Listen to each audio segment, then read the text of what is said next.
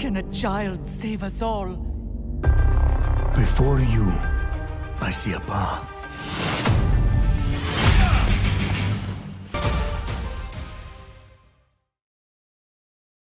Hello students, ಈ ಒಂದು video ಲೆಸನ್ನಲ್ಲಿ ನಾನು ನಿಮಗೆ 8th ಸ್ಟ್ಯಾಂಡರ್ಡ್ ಸೋಷಿಯಲ್ನ chapter 5 Greek, Roman and American civilisation ಈ ಲೆಸನನ್ನು ಮಾಡ್ತಾಯಿದ್ದೀನಿ. ನೋಡಿ, ಪ್ರೀವಿಯಸ್ ಕ್ಲಾಸ್ಗಳಲ್ಲಿ ಪ್ರೀವಿಯಸ್ ಚಾಪ್ಟರ್ಸಲ್ಲಿ ನೀವು ಮೆಸೊಪೊಟೇಮಿಯನ್ ಸಿವಿಲೈಸೇಷನ್ ನೋಡಿದ್ರಿ, ಇಂಡಿಯನ್ ಸಿವಿಲೈಸೇಷನ್ಸ್ ನೋಡಿದ್ರಿ, ಚೈನೀಸ್ ನೋಡಿದ್ರಿ, ಈಜಿಪ್ಷಿಯನ್ ಸಿವಿಲೈಸೇಷನ್ ನೋಡಿದ್ರಿ. ಇದೆಲ್ಲದ್ರ ಬಗ್ಗೆ ನಿಮಗೆ ಐಡಿಯಾ ಗೊತ್ತಾಯಿತು. ಈಗ ಇಲ್ಲಿ ಇನ್ನೂ ಒಂದು 3 ಸಿವಿಲೈಸೇಷನ್ಸ್ನ ನಿಮಗೆ ಇಂಟ್ರೊಡ್ಯೂಸ್ ಮಾಡಿದ್ದಾರೆ. ಅದರಲ್ಲಿ ಗ್ರೀಕ್ ಅನ್ನೋದು ಒಂದು. ಈ ಒಂದು ಪಾರ್ಟಲ್ಲಿ, ಈ ವಿಡಿಯೋದ 3 ಪಾರ್ಟ್ ಇರುತ್ತೆ. ಮೊದಲನೇ ಪಾರ್ಟಲ್ಲಿ ನಾನು ಗ್ರೀಕ್ ಸಿವಿಲೈಸೇಷನ್ಸ್ ಬಗ್ಗೆ ಮಾತ್ರ ಮಾಡ್ತೀನಿ. ಈಗ ಗ್ರೀಕ್ ಸಿವಿಲೈಸೇಷನ್ ಅಂತ ನಾನು ಹೇಳಿದೆ, ಎಲ್ಲಿತ್ತು, ಎಲ್ಲಿ ಸ್ಟಾರ್ಟ್ ಆಯಿತು ಗ್ರೀಕ್ ಸಿವಿಲೈಸೇಷನ್, ಅದ್ರ ಬಗ್ಗೆ ಕೂಡ ನೀವು ಈ ಮ್ಯಾಪಲ್ಲಿ ನೋಡ್ಬೋದು. ನೋಡಿ, ಇಂಡಿಯಾ ಇಲ್ಲಿದೆಯಲ್ವಾ, ಇಲ್ಲಿಂದ ಹೀಗೆ ವೆಸ್ಟ್ ಕಡೆಗೆ ಬರ್ತಾಯಿದ್ರೆ ಇಲ್ಲಿ ಮೆಸೊಪೊಟೇಮಿಯನ್ ಸಿವಿಲೈಸೇಷನ್ ಬರುತ್ತೆ, ಹಾಗೆ ಇಲ್ಲಿ ಈಜಿಪ್ಷಿಯನ್ ಸಿವಿಲೈಸೇಷನ್ ಬರುತ್ತೆ.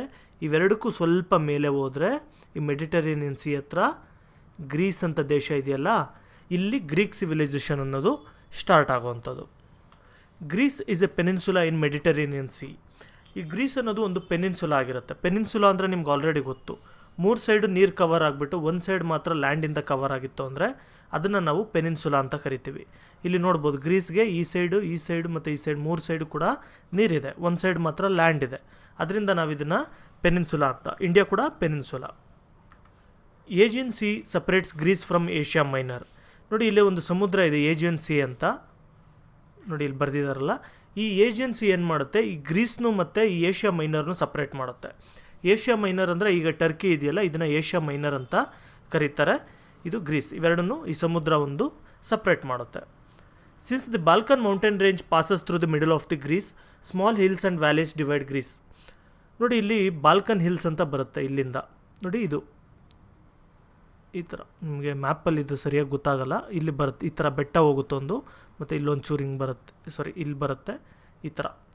ಇದನ್ನು ಬಾಲ್ಕನ್ ರೇಂಜಸ್ ಅಂತ ಕರಿತೀವಿ. ಇದು ಗ್ರೀಸ್ ಮಧ್ಯದಿಂದ ಪಾಸ್ ಆಗೋದ್ರಿಂದ ಇದು ಅಲ್ಲಲ್ಲಿ ಎಷ್ಟೊಂದು ಚಿಕ್ಕ ಚಿಕ್ಕ ಬೆಟ್ಟಗಳೆಲ್ಲ ಫಾರ್ಮ್ ಆಗಿದೆ, ಮತ್ತು ಎಷ್ಟೊಂದು ವ್ಯಾಲೀಸ್ ಕೂಡ ಫಾರ್ಮ್ ಆಗಿದೆ. ನೋಡಿ, ಇದು ಮೌಂಟೇನ್ ರೇಂಜಸ್ ಅಂದರೆ ನಮ್ಮ ಹಿಮಾಲಯನ್ ಮೌಂಟೇನ್ ರೇಂಜಸ್ ಥರ, ಆದರೆ ಅಷ್ಟು ದೊಡ್ಡದಿರಲ್ಲ, ಸ್ವಲ್ಪ ಚಿಕ್ಕದು ಅದಕ್ಕಿಂತ. ಈಗ ನಾನು ಕೆಲವು ವ್ಯೂವ್ಸ್ ತೋರಿಸ್ತೀನಿ ಗ್ರೀಸಲ್ಲಿ ಯಾವ ಥರ ಇರುತ್ತೆ ಅಂತ. ನೋಡಿ, ಇವಾಗ ಇದೊಂದು ಪ್ಯಾರಥಿಯನ್ ಅಂತ ಕರೀತಾರೆ, ಇದೆಲ್ಲ ಆಮೇಲೆ ಹೇಳ್ತೀನಿ. ನೋಡಿ, ಈ ಥರ ಇಲ್ಲೊಂದು ಬೆಟ್ಟ, ಅಲ್ಲೊಂದು ಬೆಟ್ಟ, ಇಲ್ಲೊಂದಷ್ಟು ಬೆಟ್ಟಗಳು ನೋಡಿರಿ ಕಾಣಿಸ್ತಾ ಇದೆಯಲ್ಲ, ಆ ರೀತಿ ಸುಮಾರು ಬೆಟ್ಟಗಳಿರುತ್ತೆ ಇದರಲ್ಲಿ. ನೋಡಿ ಇದೆ ಸೇಮ್ ವ್ಯೂ ಅದು. ನೋಡಿ, ಇಲ್ಲೂ ಕೂಡ ಒಂದು ಬೆಟ್ಟದ ಮೇಲೇ ಒಂದು ಯಾವುದೋ ದೇವಸ್ಥಾನ ಟೈಪ್ ಚರ್ಚ್ ಕಟ್ಟಿದ್ದಾರೆ ಅವರು. ಓಕೆ, ಸಿಟಿ ಎಲ್ಲೇ ಬೆಳ್ಕೊಂಡಿದೆ, ಬೇರೆ ಎಲ್ಲ ಸುತ್ತು ಬೆಟ್ಟಗಳಿರುತ್ತೆ. ನೋಡಿ, ಇಲ್ಲೊಂದು ಬೆಟ್ಟಗಳ ಒಳಗಡೆ ಕೂಡ ಹಳೆ ಕಾಲದಲ್ಲಿ ಕೇವ್ಸ್ ಎಲ್ಲ ಇರ್ತಾಯಿತ್ತು ಈ ಥರ. ಈಗ ಮನೆಗಳು ಕಟ್ಟಿದ್ದಾರೆ. ನೋಡಿ, ಈ ಟೈಪ್ ಇರುತ್ತೆ, ಫುಲ್ಲು ಬೆಟ್ಟಗಳು. ಆಲ್ಮೋಸ್ಟ್ ಅಲ್ಲಿ ಒಂದು 30-40% ಗ್ರೀಸಲ್ಲಿ ಬರೀ ಇದೇ ಥರನೇ ಇರುತ್ತೆ, ವ್ಯಾಲೀಸ್ ಮತ್ತು ದೊಡ್ಡ ದೊಡ್ಡ ಬೆಟ್ಟಗಳು, ಹಳ್ಳಿಗಳು, ಫಾರೆಸ್ಟ್ ಈ ಟೈಪೇ ಇರುತ್ತೆ. ತುಂಬ ಡಿಫಿಕಲ್ಟ್ ಟೆರೈನ್ ಅಂತ ಕೂಡ ಕರಿತೀವಿ. Okay, since all the parts of Greece are connected by sea, Greeks could strengthen their navy.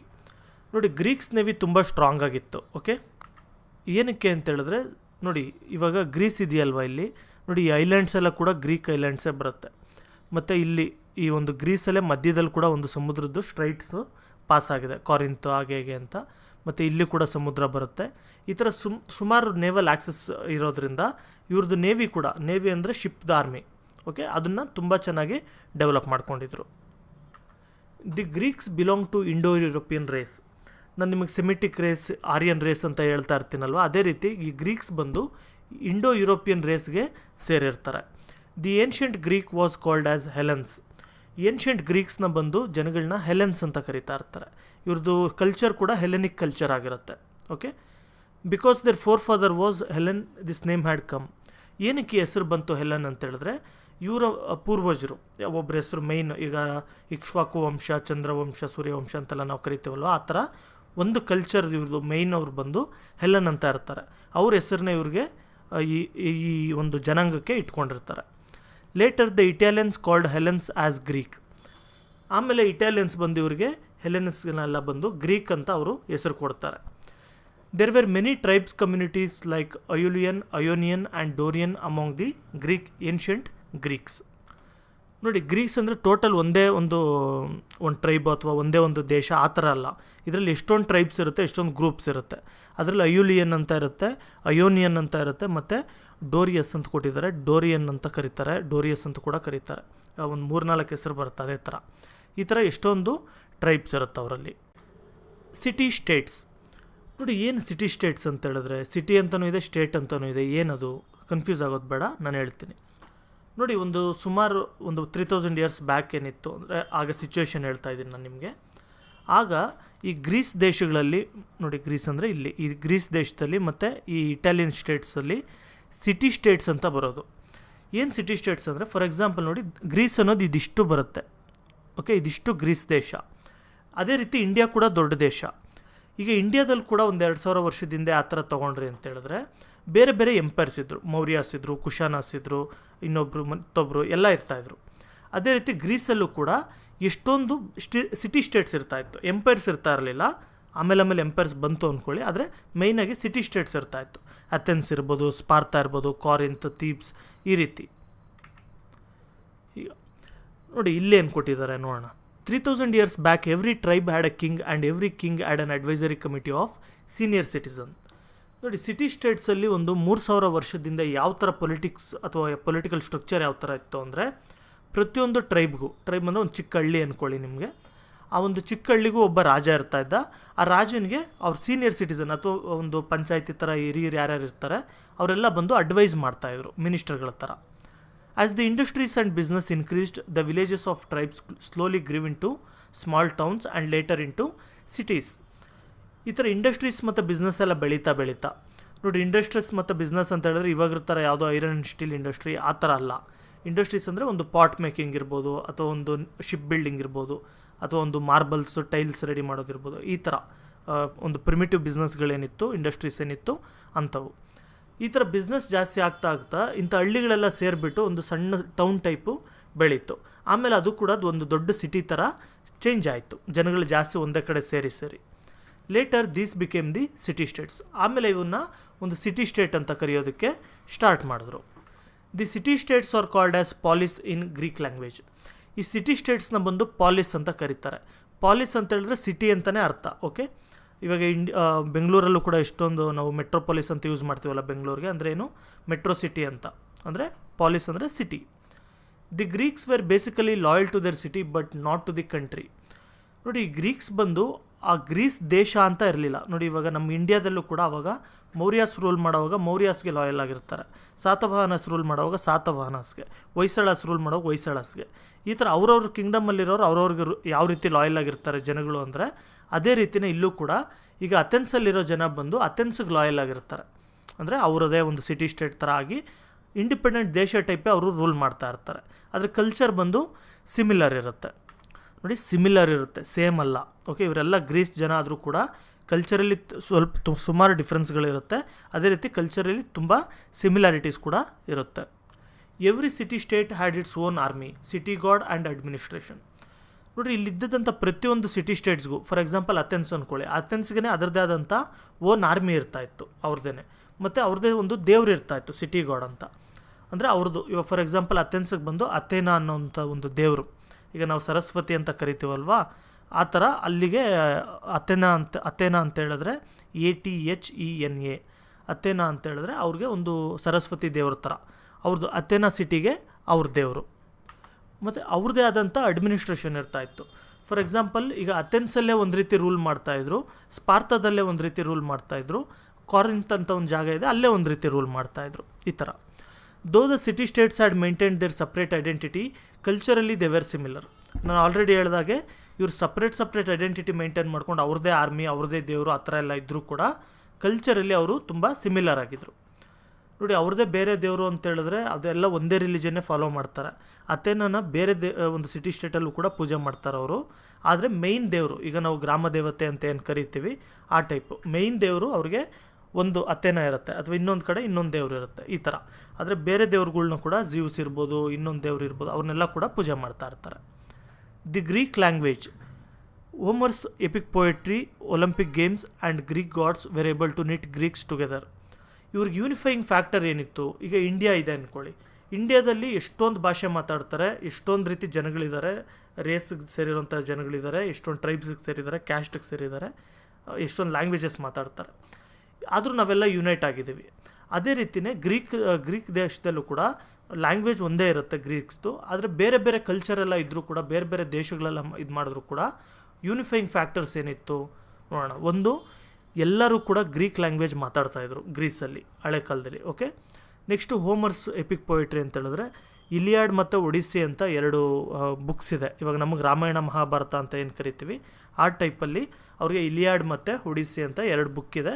ಅದನ್ನು ಬರೆದಿರೋಂಥ ವ್ಯಕ್ತಿ ಬಂದು ಹೋಮರ್ ಅಂತ, ಆಯಿತಾ. ಈ ಬುಕ್ಸು ಅವ್ರನ್ನ ಯುನೈಟ್ ಮಾಡಿದ್ದಾರೆ, ಆ ಪೊಯೆಟ್ರಿ ಅವ್ರನ್ನ ಯುನೈಟ್ ಮಾಡಿದೆ. Next Olympic games.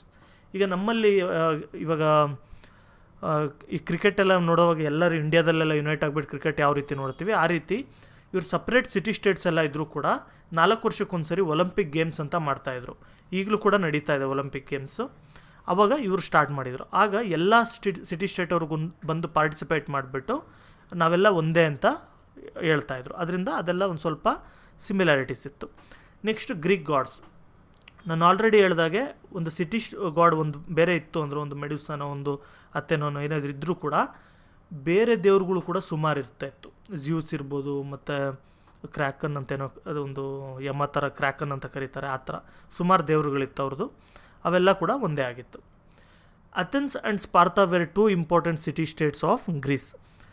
ನೋಡಿ, ಬರೀ 5 ಅಲ್ಲ, ಇದರಲ್ಲಿ ಎಷ್ಟೊಂದು ಸಿಟಿ ಸ್ಟೇಟ್ಸ್ ಇರ್ತಾಯಿತ್ತು. ಆದರೆ ಅದರಲ್ಲಿ ಇಂಪಾರ್ಟೆಂಟ್ ಬಂದು 2 ಅಥೆನ್ಸ್ ಮತ್ತು ಸ್ಪಾರ್ತಾ ಅಂತ. ನೋಡಿ, ಅಥೆನ್ಸ್ ಅನ್ನೋದು ಇಲ್ಲಿ ಬರುತ್ತೆ, ಸ್ಪಾರ್ತಾ ಅನ್ನೋದು ಇಲ್ಲಿ ಬರುತ್ತೆ. ಓಕೆ, ಇದ್ರ ಬಗ್ಗೆ ನೆಕ್ಸ್ಟ್ ನಾನು ಹೇಳ್ತೀನಿ ನಿಮಗೆ. ಅಥೆನ್ಸ್ ಅಂದರೆ ಏನು ಇನ್ಡೆಪ್ತ್ ಸ್ಟಡಿ ಮಾಡೋಣ, ಮತ್ತು ಸ್ಪಾರ್ತಾ ಅಂದರೆ ಏನು, ಅವ್ರ ಕಲ್ಚರ್ ಯಾವ ಥರ ಇತ್ತು ಅದನ್ನು ಇನ್ಡೆಪ್ತ್ ಸ್ಟಡಿ ಮಾಡೋಣ. Built by friendship and family, war and bloodshed.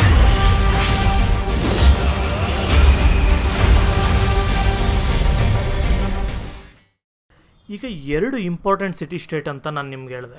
ಅದರಲ್ಲಿ ಮೊದಲನೇದು ಬಂದು ಅಥೆನ್ಸ್ ಅಂತ ಹೇಳ್ಬಿಟ್ಟು. Okay, Athens is a capital of Attica state. ನೋಡಿರಿ, ಅಥೆನ್ಸ್ ಅಂತ ಹೇಳಿದ್ರೆ ಇಲ್ಲಿ ಆಟಿಕಾ ಸ್ಟೇಟ್ ಇದೆ. ಈಗ ಫಾರ್ ಎಕ್ಸಾಂಪಲ್ ನಮ್ಮಲ್ಲಿ ಕರ್ನಾಟಕ ಅಂದ್ಕೊಳ್ಳಿ, ಅದೇ ರೀತಿಯೇ ಅಲ್ಲೂ ಕೂಡ ಆಟಿಕಾ ಅನ್ನೋದು ಒಂದು ಸ್ಟೇಟ್, ಇಂಡಿಯಾ ಕರ್ನಾಟಕ ಇದ್ದಾಗೆ. ಅದಕ್ಕೆ ಕ್ಯಾಪಿಟಲ್ ಸಿಟಿ ಬಂದು Athens. This was an ideal democratic city state in Greece. ನೋಡಿರಿ, ಇದು ಒಂದು ಐಡಿಯಲ್ ಸಿಟಿ ಸ್ಟೇಟ್ ಆಗಿತ್ತು ಮತ್ತು ಡೆಮೋಕ್ರೆಟಿಕ್ ಆಗಿತ್ತು. ಡೆಮೋಕ್ರಟಿ ಅಂದರೆ ಜನ ರೂಲ್ ಮಾಡೋ ಅಂಥದ್ದು. ಓಕೆ, ಇಲ್ಲಿ ನಾವು ಯಾವ ರೀತಿ ವೋಟ್ ಹಾಕ್ಬಿಟ್ಟು ಎಲೆಕ್ಟ್ ಮಾಡ್ತೀವಿ ಅದೇ ಟೈಪಲ್ಲಿ, ಅಂದರೆ ಎಕ್ಸಾಕ್ಟ್ ಅದೇ ಟೈಪಲ್ಲ. ಯಾವ ಥರ ಇತ್ತು ಅಂತ ಹೇಳಿದ್ರೆ ಅದ್ರ ಸ್ಟ್ರಕ್ಚರ್ ಹೇಳ್ತೀನಿ ನೋಡಿ. ಒಂದು ಪ್ಯಾರಥಿಯೋನ್ ಅಂತ ಒಂದು ಜಾಗ ಇರೋದು ಆ ಸಿಟಿ ಮಧ್ಯದಲ್ಲಿ. ನೋಡಿ, ಈ ಥರ ನೋಡಿ, ಸುತ್ತು ಸಿಟಿ ಬೆಳ್ಕೊಂಡಿತ್ತು, ಹಳೆ ಕಾಲದಲ್ಲೂ ಇದೇ ಥರನೇ. ಅದ್ರ ಮಧ್ಯದಲ್ಲಿ ಒಂದು ಬೆಟ್ಟದ ಮೇಲೆ ಒಂದು ಪ್ಯಾರಥಿಯೋನ್ ಅಂತ ಈ ಥರ ಒಂದು ಬಿಲ್ಡಿಂಗ್ ಇತ್ತು. ಇಲ್ಲಿ ಏನು ಮಾಡ್ತಾರೆ, ಹಿರಿಯರು ಮಾತ್ರ, ಅಂದರೆ ಒಂದು ಸೊಸೈಟಿಯಲ್ಲಿ ಒಂದು ಒಳ್ಳೆಯ ಹೆಸರು ಮಾಡಿರೋವಂಥವ್ರು, ಆ ಥರದವರು ಅಂಥವರೆಲ್ಲ ಬಂದು ಇಲ್ಲಿ ಕುತ್ಕೊಂಡು ಅವರು ಡಿಸ್ಕಸ್ ಮಾಡ್ತಾರೆ, ಸ್ಪೀಚ್ ಮಾಡ್ತಾರೆ. ಈ ಥರ ಮಾಡಬೇಕು ನಾವು, ನಮ್ಮ ಸಿಟಿ ಸ್ಟೇಟ್ಗೋಸ್ಕರ ಈ ಥರ ಮಾಡಬೇಕು, ಇವ್ರ ಮೇಲೆ ಯುದ್ಧ ಮಾಡಬೇಕು, ಇವ್ರ ಜೊತೆ ಫ್ರೆಂಡ್ ಆಗಿರಬೇಕು, ಈ ಥರ ಎಲ್ಲ ಡಿಸ್ಕಸ್ ಮಾಡಿಬಿಟ್ಟು ಜಾಸ್ತಿ ಜನ ಯಾವುದಕ್ಕೆ ಒಪ್ಕೊಳ್ತಾರೆ ಆಗ ಅದನ್ನು ಇವರು ಆ ಡಿಸಿಷನ್ನ ತೊಗೊಳ್ತಾಯಿದ್ರು. It had monarchy in the beginning and later had developed into ಒಲಿಗಾರ್ಕಿ.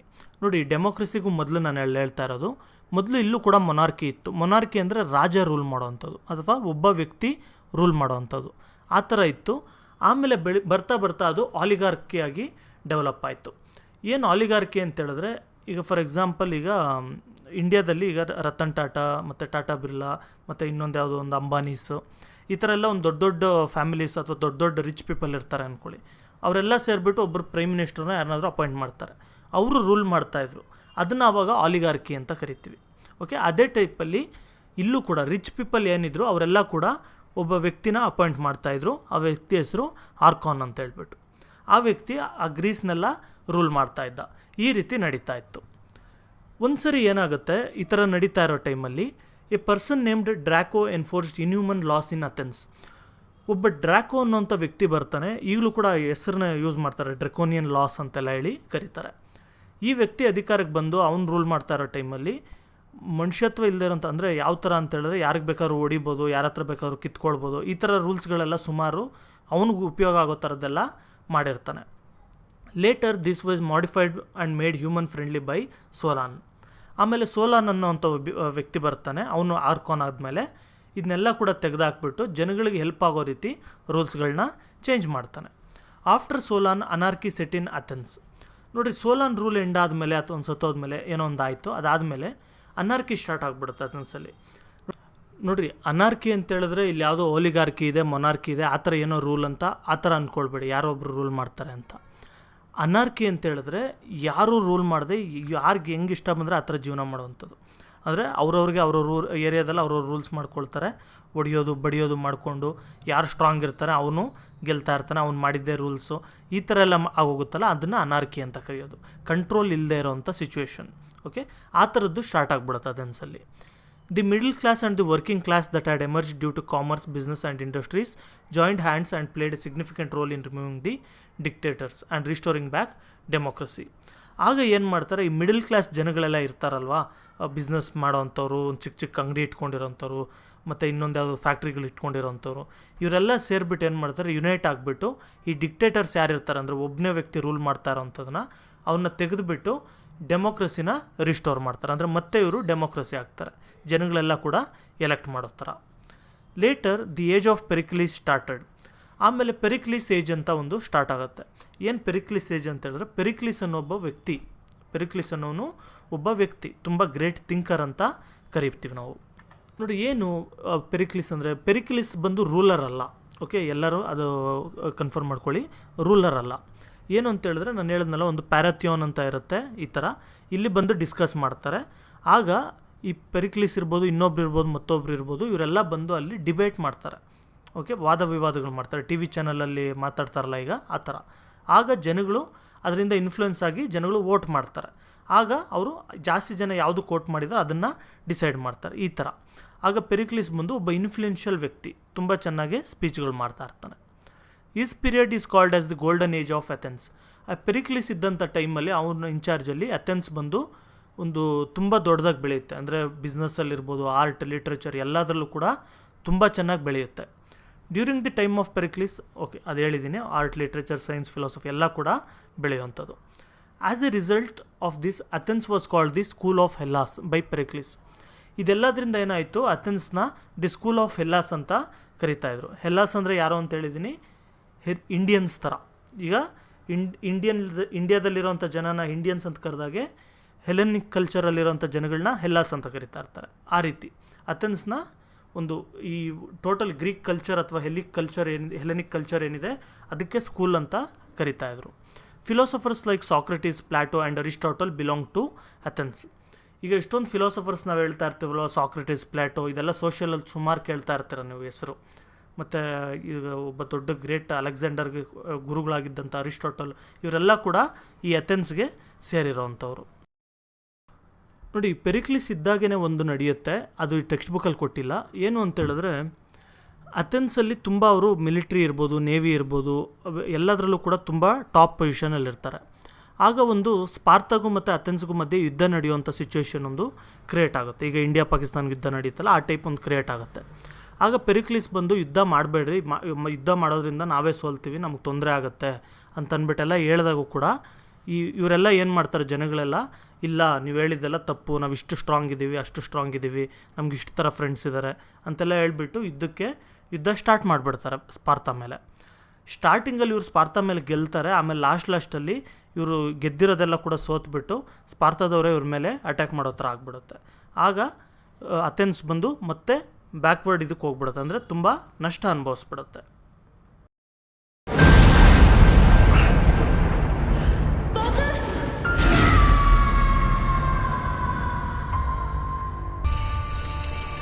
Another dawn.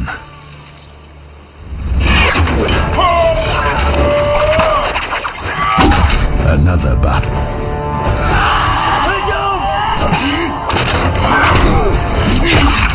A lifetime of training.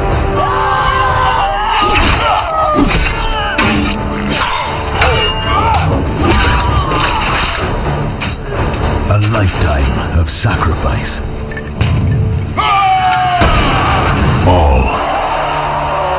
this moment.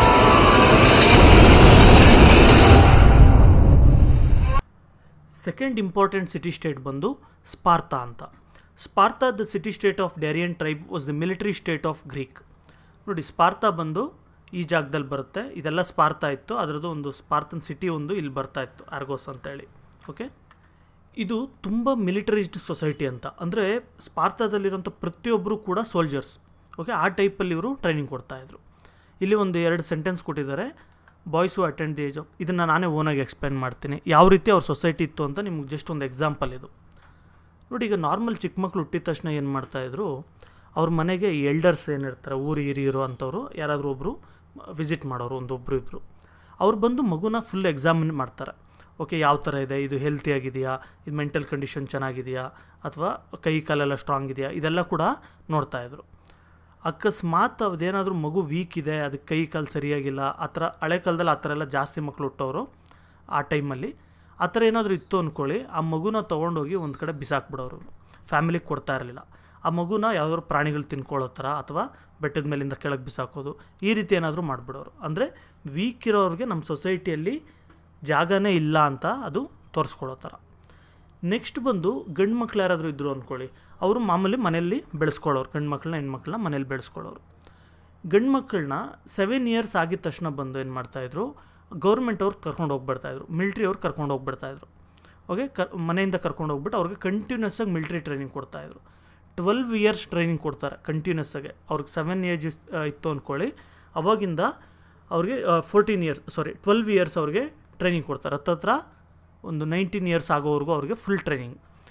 Due to this Sparta city had a strong military strength. ಇದರಿಂದ ಸ್ಪಾರ್ತಾ ತುಂಬ ಮಿಲಿಟ್ರಿಲಿ capable ಆಗಿತ್ತು. ನೋಡಿ, ಏನಕ್ಕೆ ಮಿಲಿಟ್ರಿಲಿ ಇವರು ಎಷ್ಟು ಒತ್ತು ಕೊಡ್ತಾಯಿದ್ರು ಅಂತ ಹೇಳಿದ್ರೆ, ಇವರು ಸ್ಲೇವ್ಸ್ನ ಯೂಸ್ ಮಾಡ್ತಾಯಿದ್ರು ಕೆಲಸಗಳಿಗೆಲ್ಲ.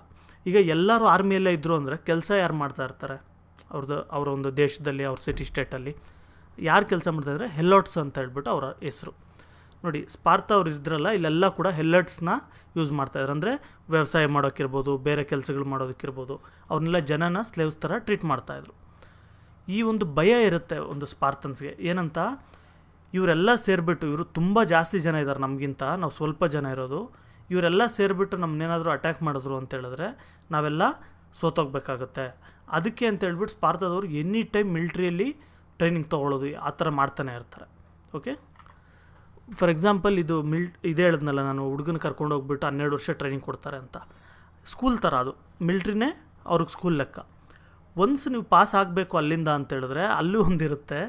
ಏನಂತೇಳಿದ್ರೆ, ಮಧ್ಯರಾತ್ರಿಯಲ್ಲಿ ಅವ್ರದ್ದು ಕ್ಯಾಂಪ್ ಇರುತ್ತೆ, ಬ್ಯಾರಕ್ಸ್ ಅಂತ ಕರಿತೀವಿ ಗೊತ್ತಾ, ಮಿಲ್ಟ್ರಿ ಕ್ಯಾಂಪು. ಅದರಿಂದ ಎಸ್ಕೇಪ್ ಆಗಿ ಈಚೆ ಹೋಗಬೇಕು, ಯಾರಿಗೂ ಗೊತ್ತಿಲ್ಲದೆ ಈಚೆ ಹೋಗ್ಬಿಟ್ಟು ಈ ಹೆಲ್ಲೋಟ್ಸ್ ಇರ್ತಾರಲ್ಲ, ಅಂದರೆ ನಾನು ಹೇಳಿದ ಸ್ಲೇವ್ಸ್ ಥರ, ಅವ್ರು ಅಲ್ಲಲ್ಲಿ ಮಾಮೂಲಿ ಜನಗಳಿರ್ತಾರಲ್ಲ, ಅವ್ರನ್ನ ಒಬ್ಬರನ್ನ ಸಾಯಿಸ್ಬಿಟ್ಟು ಯಾರಿಗೂ ಗೊತ್ತಾಗಿದ್ದಂಗೆ ಕ್ಯಾಂಪ್ ಒಳಗೆ ಬರಬೇಕು. ಹಂಗೆ ಬಂದ ಅಂತೇಳಿದ್ರೆ ಅವ್ನು ಪಾಸ್ ಆಗಿದ್ದಾನೆ ಅಂತ ಅರ್ಥ. ಓಕೆ, ಅಂದರೆ ಅವನು ಎಕ್ಸಾಮ್ ಪಾಸಾಗಿ ನೆಕ್ಸ್ಟ್ ಇದಕ್ಕೆ ಹೋಗ್ತಾನೆ ಅಂತ. ಈ ಥರ ಅಕಸ್ಮಾತ್ ಅವ್ನು ತಪ್ಪಿಸ್ಕೊಳ್ಳೋವಾಗ, ಸಾಯಿಸೋವಾಗ, ವಾಪಸ್ ಬರೋವಾಗ ಏನಾದ್ರು ಸಿಕ್ಕಾಕೊಂಡ ಅಂತೇಳಿದ್ರೆ ಅವನಿಗೆ ಚಾವಟಿ ಥರ ಬರುತ್ತಲ್ಲ ಒಂದು, ಅದರಲ್ಲಿ ಚೆನ್ನಾಗಿ ಹೊಡಿಯೋರು. ಅವನಿಗೆ ಹೊಡೆದ್ಬಿಟ್ಟು ಒಂದು ಸ್ವಲ್ಪ ದಿನ ಆದಮೇಲೆ ಮತ್ತೆ ಅವನು ಅದನ್ನು ಟ್ರೈ ಮಾಡಬೇಕು. ಈ ರೀತಿ ಸಿಸ್ಟಮ್ ಇತ್ತು.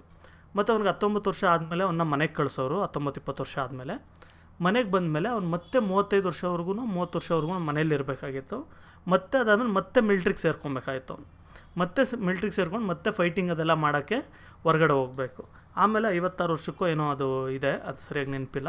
ಆವಾಗ ಮತ್ತೆ ಅವನು ಏಜ್ ಆದಮೇಲೆ ವಾಪಸ್ ಬರಬೇಕು. ಇಷ್ಟು ರೀತಿ ಅವ್ರಿಗೆ ಟ್ರೈನಿಂಗ್ ಇರ್ತದೆ. ಅಂದರೆ ಹುಟ್ಟಿದಾಗಿಂದ 7 ಇಯರ್ಸಿಂದ ಹಿಡಿದು ಅವ್ರಿಗೆ ಎಂಡ್ವರೆಗೂ ಕೂಡ ಫೈಟಿಂಗೇ ಮಾಡ್ತಾ ಇರ್ತಾರೆ ಎನಿ ಟೈಮ್. ಆ ಥರ ಸೊಸೈಟಿ ಅದು. Athens and Sparta had successfully encountered the invasion of Persian king Darius, united and defeated the Persian forces in the marathon battle. Okay, ಅದು ಏನು ಅಂತ ಹೇಳ್ಬಿಡ್ತೀನಿ ನೋಡಿ. ಇಲ್ಲಿ ಗ್ರೀಸ್ ಇದೆಯಲ್ಲ, ಈ ಜಾಗ ಇರುತ್ತೆ, ಅದು ನಾನು ಇನ್ಡೆಪ್ತ್ ಹೇಳ್ತೀನಿ ನಿಮಗೆ, ಇಲ್ಲಾಂದರೆ ಅದು ಅರ್ಥ ಆಗಲ್ಲ ಏನು ಫೈಟ್ ಮಾಡಿದ್ರು ಏನು ಅಂತ. ನೋಡಿ, ಡೆರೈಸ್ ಅನ್ನೋನು ಬಂದು ಪರ್ಷಿಯನ್ ರಾಜ. ಓಕೆ, ಇದು ಅಲೆಕ್ಸಾಂಡರ್ ಟೈಮಲ್ಲಿ ಬರ್ತಲ್ಲ, ಆ ಡೆರೈಸ್ ಅಲ್ಲ, ಇದು ಬೇರೆ ಡೆರೈಸ್. ಈ ವ್ಯಕ್ತಿ ಇದಿಷ್ಟು ರೂಲ್ ಮಾಡ್ತಾ ಇರ್ತಾನೆ. ಓಕೆ, ಇದಿಷ್ಟು ರೂಲ್ ಮಾಡ್ತಾ ಇರ್ತಾನೆ, ಆಯಿತಾ. ಗ್ರೀಸ್ ಅವರು ಇಷ್ಟಿಷ್ಟೇ, ಇವ್ರದ್ದೊಂದು ಸ್ಪಾರ್ತಾದ ಒಂದಿಷ್ಟಿರುತ್ತೆ, ಅಥೆನ್ಸ್ದು ಒಂದಿಷ್ಟಿರುತ್ತೆ, ಅಷ್ಟೇ ರೂಲ್ ಮಾಡ್ತಾ ಇರ್ತಾರೆ. ಆ ಟೈಮಲ್ಲಿ ಏನಾಗುತ್ತೆ, ಇಲ್ಲಿ ನಾನು ಹೇಳಿದ್ನಲ್ಲ ಅಯೋನಿಯನ್ಸ್ ಅಂತ ಹೇಳಿದೆ ಗೊತ್ತಾ, ಆ ಥರ ಅಯೋನಿಯನ್ಸ್ ಬಂದು ಈ ಜಾಗದಲ್ಲಿ ಇರ್ತಾರೆ. ಇವಾಗ ಎಲ್ಲಿದ್ದಾರೆ ಗೊತ್ತಿಲ್ಲ ನನಗೆ. ಆ ಟೈಮಲ್ಲಿ ಈ ಜಾಗಗಳಲ್ಲಿ ಅಯೋನಿಯನ್ ಕಾಲನೀಸ್ ಅಂತ ಬರೋದು. ಇವರು ಬಂದು ಗ್ರೀಕ್ ಜನ ಆದರೂ ಕೂಡ ಇವರು ಪರ್ಷಿಯನ್ ಎಂಪೈರಿಗೆ ಸೇರಿರ್ತಾರೆ. ಓಕೆ, ಅಂದರೆ ಇವರು ಕಲ್ಚರಲ್ಲೆಲ್ಲ ಬಂದು ಗ್ರೀಸ್ಗೆ ಸಿಮಿಲರು, ಆದರೆ ಜಾಗ ಬಂದು ಇವ್ರ ಜಾಗದಲ್ಲಿ ಇರ್ತಾರೆ. ಇವ್ರು ಸಮುದ್ರ ದಾಟಿ ಇಲ್ಲಿ ಚಿಕ್ಕ ಚಿಕ್ಕ ಐಲ್ಯಾಂಡಲ್ಲಿ ಮತ್ತು ಈ ಬಾರ್ಡರ್ ಲ್ಯಾಂಡಲ್ಲಿ ಸಮುದ್ರ ದಡದಲ್ಲಿ ಇಂಥ ಕಡೆ ಅವರು ಸೆಟ್ಲ್ಮೆಂಟ್ಸ್ ಮಾಡ್ಕೊಂಡಿರ್ತಾರೆ. ಆಗ ಏನು ಮಾಡ್ತಾರೆ, ಒಂದು ಸರಿ ಈ ಗ್ರೀಸ್ ಅವರೆಲ್ಲ ಬಂದು ಅಥೆನ್ಸ್ ಸ್ಪಾರ್ತದವರೆಲ್ಲ ಬಂದು ಇಲ್ಲಿ ಪಿನ್ ಇಡ್ತಾರೆ, ನೀವು ಡೆರೈಸ್ ವಿರುದ್ಧ ಫೈಟ್ ಮಾಡಿರಿ, ನೀವು ನಮ್ಮದು ಜೊತೆ ಜಾಯ್ನ್ ಆಗೋಕ್ಕೆ ಟ್ರೈ ಮಾಡಿರಿ, ಹಾಗೆ ಹೀಗೆ ಅಂತೇಳ್ಬಿಟ್ಟು. ಇದನ್ನು ನೋಡಿಬಿಟ್ಟು ಡೆರೈಸ್ಗೆ ಕೋಪ ಬರುತ್ತೆ. ಅದಕ್ಕೆ ಅವನು ಫುಲ್ ಆರ್ಮಿನ ಕರ್ಕೊಂಡು ಬಂದು ಅಟ್ಯಾಕ್ ಮಾಡೋಕ್ಕೆ ಅಂತ ನೋಡ್ತಾನೆ. ಓಕೆ, ಅವನು ಶಿಪ್ಪಲ್ಲೆಲ್ಲ ಬಂದು ಅಟ್ಯಾಕ್ ಮಾಡೋಕ್ಕೆ ನೋಡ್ತಾನೆ. ಆ ಟೈಮಲ್ಲಿ ಒಂದು ಮ್ಯಾರಥಾನ್ ಅಂತ ಒಂದು ಯುದ್ಧ ನಡೆಯುತ್ತೆ. ನೀವು ಕೇಳಿರ್ತೀರ, ಒಬ್ಬ ಮ್ಯಾರಥಾನ್ ರನ್ನರು ಒಂದು 70 ಕಿಲೋಮೀಟ್ರ್ ಓಡ್ತಾನೆ ಕಂಟಿನ್ಯೂಸ್ ಆಗಿ, ಅಲ್ಲಿ ಇನ್ಫಾರ್ಮೇಷನ್ ಕಳಿಸ್ಬೇಕು ಸ್ಪಾರ್ತಾಗೆ ಅಂತ, ಅದೆಲ್ಲ ಕೇಳಿದಿರಲ್ವ, ಇದೇ ಕಥೆಯಲ್ಲೇ ಬರೋದದು. ಆ ಒಂದು ಯುದ್ಧದಲ್ಲಿ ಲಕ್ಷಾಂತರ ಸೋಲ್ಜರ್ಸ್ನ ಕರ್ಕೊಂಬಂದಿರ್ತಾನೆ. ಕೆಲವು ಗ್ರೀಕ್ ಎಸ್ಟಿಮೇಟ್ಸ್ ಪ್ರಕಾರ 7 ಲಕ್ಷ ಸೈನ್ಯ ಹಾಗೆ ಹೀಗೆ ಅಂತ ಕತೆ ಹೇಳ್ತಾರೆ, ಆದರೆ ಅಷ್ಟು ಜನ ಬಂದಿರಲ್ಲ, 2 ಲಕ್ಷ ಜನ ಬಂದಿರ್ತಾರೆ ಅಲ್ಲಿ. ಆದರೆ ಅಥೆನ್ಸ್ದು ಮತ್ತು ಈ ಸ್ಪಾರ್ತದ ಆರ್ಮಿ ತುಂಬ ಕಮ್ಮಿ ಇರುತ್ತೆ. ಆದರೆ ಈ ಥರ ಕಮ್ಮಿ ಇದ್ದರೂ ಕೂಡ ಇವರೆಲ್ಲ ಸೇರಿಬಿಟ್ಟು ಅವ್ರನ್ನ ಸೋಲ್ಸಿರ್ತಾರೆ. Later Athens state organised a federation of city states called confederacy of Delos that took the shape of an empire. Athens ಅವ್ರು ಏನು ಮಾಡ್ತಾರೆ, ನಾನು ನೆಕ್ಸ್ಟ್ ಏನಾದರೂ ಈ ಥರ ಯಾರಾದರೂ ಅಟ್ಯಾಕ್ ಮಾಡಿದ್ರೆ ನಾವೆಲ್ಲ ಯುನೈಟ್ ಆಗಿರಬೇಕು ಗ್ರೀಕ್ ಸ್ಟೇಟ್ಸ್ ಎಲ್ಲ ಅಂತೇಳಿ ಕಾನ್ಫೆಡರೆನ್ಸಿ ಆಫ್ ಡೆಲೋಸ್ ಅಂತ ಒಂದು ಆರ್ಗನೈಸ್ ಮಾಡ್ತಾರೆ. ಅಂದರೆ ಎಲ್ಲ ಸಿಟಿ ಸ್ಟೇಟ್ಸ್ಗಳು ಕೂಡ ಈಕ್ವಲ್ ಅಂತೇಳಿ ಜೊತೆಗಿರೋದು, ಯಾರಾದರೂ ಅಟ್ಯಾಕ್ ಮಾಡಿದ್ರೆ ಜೊತೆಗೆ ಅದನ್ನು ಡಿಫೆಂಡ್ ಮಾಡ್ಕೊಳ್ಳೋ ಥರ. ಮತ್ತು ಇದು ಟೆಕ್ಸ್ಟ್ ಬುಕ್ಕಲ್ಲಿ ಇಲ್ಲ. ಇದಾದಮೇಲೆ ಏನಾಗುತ್ತೆ ಅಂತೇಳಿದ್ರೆ, ಮತ್ತೊಂದು ಸರಿ ಡೆರೈಸ್ ಮಗ ಒಬ್ಬ ಇರ್ತಾನೆ ಜರ್ಕ್ಸಿಸ್ ಅಂತ, ಅವನು ಬಂದು ಅಟ್ಯಾಕ್ ಮಾಡಿ ಅಥೆನ್ಸ್ನ ಎಲ್ಲ ಸೋಲಿಸ್ಬಿಟ್ಟು ತುಂಬ ಬೆಂಕಿ ಹಚ್ಬಿಟ್ಟು ಹೋಗ್ಬಿಡ್ತಾನೆ, ಡಿಸ್ಟ್ರಾಯ್ ಮಾಡಿಬಿಟ್ಟೆ ಹೋಗ್ತಾನೆ. ಅಷ್ಟೇ ಮಾಡಿಬಿಟ್ಟು ಅವ್ನು ವಾಪಸ್ ಹೊರಟು ಹೋಗ್ತಾನೆ ಆ ಕಡೆಗೆ. This stimulated enmity between Athens and Sparta. ನೋಡಿರಿ, ಇದರಿಂದ ಏನಾಯಿತು, ಈ ಕಾನ್ಫೆಡರೆನ್ಸಿ ಆಫ್ ಡೆಲೋಸ್ ಆದಮೇಲೆ ಇದರಲ್ಲಿ ಅಥೆನ್ಸ್ ಅವ್ರದ್ದೇ ಎಲ್ಲ ನಡೀತಾ ಇರುತ್ತೆ, ಅವ್ರು ಹೇಳಿದ ಮತ್ತೆ ಎಲ್ಲ ನಡೀತಾ ಇರುತ್ತೆ. ಇದರಿಂದ ಸ್ಪಾರ್ತಾಗೂ ಮತ್ತು ಅಥೆನ್ಸ್ಗೂ ಮತ್ತೆ ಕಿತ್ತಾಟ ನಡೆಯುತ್ತೆ, ನಾನು ಹೆಡ್ ಆಗಬೇಕು ಮೈನ್ ಆಗಬೇಕು ಅಂತ. As a result 2 Peloponnesian wars were fought against by these 2 states. ಇದರಿಂದ ಏನಾಯಿತು, 2 ಫೆಲೋಫಿನೇಷಿಯನ್ ವಾರ್ಸ್ ಅನ್ನೋದನ್ನು ಮಾಡ್ತಾರೆ. ಫೆಲೋಫಿನೇಷಿಯನ್ ಅಂದರೆ ಒಂದು ಜಾಗ, ಅದು ಒಂದು ಏರಿಯಾ, ಅದು ಅಲ್ಲಿ 2 ಯುದ್ಧಗಳು ನಡೆಯುತ್ತೆ ಈ ಎರಡರ ಮಧ್ಯೆ. Finally Athens lost to Sparta and became a feudatory state of Sparta. ಲಾಸ್ಟ್ಗೆ ಏನಾಗುತ್ತೆ, ಅಥೆನ್ಸ್ ಸೋತೋಗ್ಬಿಡುತ್ತೆ ಸ್ಪಾರ್ತಾಗೆ, ಆಮೇಲೆ ಸ್ಪಾರ್ತಾ ಅವರೇ ರೂಲ್ ಮಾಡ್ತಾರೆ. ರೂಲ್ ಅಂದರೆ ಫ್ಯೂಡೇಟ್ರಿ ಟೈಪಲ್ಲಿ ರೂಲ್ ಮಾಡೋದು. ನೋಡಿ, ಇವರು ಸೋತೋಗ್ತಾರಲ್ಲ ಅಥೆನ್ಸ್ ಅವರು, ಸೋತೋದ್ರೂ ಕೂಡ ಮಿಲಿಟ್ರಿಯಾಗಿ ಕಲ್ಚರಲ್ಲಿ ಅವರು ಇನ್ನೂ ಇರ್ತಾರೆ. ಮತ್ತು ಕಲ್ಚರಲ್ಲಿ ಸ್ಪಾರ್ತಾನ ತುಂಬ ಡಾಮಿನೇಟ್ ಮಾಡಿ ಸ್ಪಾರ್ತಾನೇ ಫುಲ್ಲಿ ಚೇಂಜ್ ಮಾಡಿಬಿಡ್ತಾರೆ. ಏನಕ್ಕೆ ಅಂದರೆ, ನೋಡಿ, ನಿಮಗೊಂದು ನಾಲೆಡ್ಜ್ ಬೇಕು ಅಂದರೆ, ಒಂದು ಒಳ್ಳೆ ಬುಕ್ಸ್ ಬೇಕು ಅಂದರೆ, ಒಂದು ರಿಲಿಜನ್ ಬೇಕು ಅಂದರೆ, ಒಂದು ಫಿಲಾಸಫಿ ಬೇಕು ಅಂದರೆ, ಇದೆಲ್ಲದೂ ಕೂಡ ಅಥೆನ್ಸಲ್ಲೇ ಇರುತ್ತೆ. ಅಥೆನ್ಸ್ ಅವರೇ ಡಾಮಿನೇಟ್ ಮಾಡಿಬಿಟ್ಟು ಸ್ಪಾರ್ತಾನ ಟೋಟಲಿ ಇಂಟಿಗ್ರೇಟ್ ಮಾಡ್ಕೊಳ್ತಾರೆ ಲಾಸ್ಟ್ಗೆ. By 5th century BCE, due to the invasion of Persia and internal wars between Athens and Sparta, Greek civilisation lost its importance. ನೋಡಿ, 5th century BCE ಅಷ್ಟರಲ್ಲಿ ಏನಾಗುತ್ತೆ, ಪರ್ಷಿಯಾದವರು ವಾರ್ ಮಾಡಿದ್ರಿಂದ, ಜರ್ಕ್ಸಿಸ್ ವಾರ್ ಮಾಡಿದ್ರಿಂದ, ಮತ್ತು ಅಥೆನ್ಸ್ ಮತ್ತು ಸ್ಪಾರ್ತಾ ಮಧ್ಯದಲ್ಲೇ ತುಂಬ ಕಿತ್ತಾಟಗಳೆಲ್ಲ ನಡೀತಾ ಇತ್ತು. ಇವರಿಬ್ಬರ ಮಧ್ಯೆ ತುಂಬ ಕಿತ್ತಾಟ ನಡೀತಾ ಇತ್ತು. ಆಗ ಏನಾಗುತ್ತೆ, ಮಾಮೂಲಿ ಯಾರು ಬರ್ತಾರೆ, ಇವಾಗ ಅಮೇರಿಕಾದವ್ರು ಬಂದಿರ್ತಾರೆ, ಆವಾಗ ರೋಮ್ ಅವ್ರು ಬರ್ತಾರೆ. ಇಲ್ಲೇ ಪಕ್ಕದಲ್ಲೇ ರೋಮನ್ ಸಿವಿಲೈಸೇಷನ್ ಇರುತ್ತೆ. ಅವ್ರು ಬಂದು ಈ ಗ್ರೀಕ್ಸ್ ಅವ್ರನ್ನೆಲ್ಲ ಸೋಲಿಸ್ಬಿಟ್ಟು ಅವರು ರೂಲ್ ಮಾಡೋಕ್ಕೆ ಸ್ಟಾರ್ಟ್ ಮಾಡ್ತಾರೆ. ಅವರು ರೋಮನ್ ಎಂಪೈರ್ನ ಎಸ್ಟಾಬ್ಲಿಷ್ ಮಾಡ್ತಾರೆ ಇಲ್ಲಿಂದ ಬಂದು.